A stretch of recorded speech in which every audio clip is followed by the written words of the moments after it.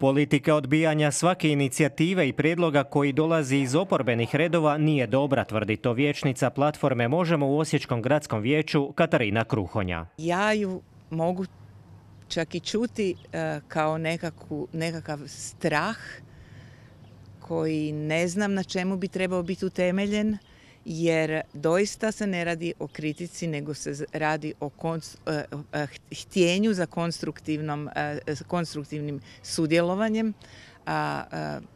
Ja ju mogu definirati načinom rada, nije na vama da mislite, ni na vama vijećnicima, ni na vama građanima. Iz platforme Možemo smatraju kako se dosadašnji model naplate parkiranja u Osijeku putem koncesijskog ugovora s privatnom tvrtkom pokazao lošim za grad i građane i da bi ga trebalo mijenjati. Druga mogućnost bi bila, za koju se mi zalažemo, da se održavanje i naplata vrate gradu, odnosno jednom od gradskih poduzeća.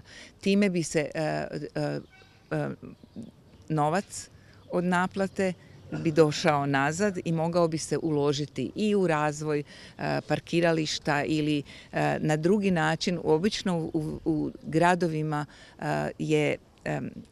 se iz tih novaca financira jeftini javni prijevoz. Katarina Kruhonja kaže kako su kao klub vijećnika samo predložili da se ta tema uvrsti u plan rada gradskog vijeća, ali ju je gradska uprava odbila, kao i dopunu etičkog kodeksa vijećnika kojim bi se obvezali da ne mogu biti plaćeni za više od jedne funkcije u nadzornim odborima i upravnim vijećima gradskih tvrtki ili ustanova.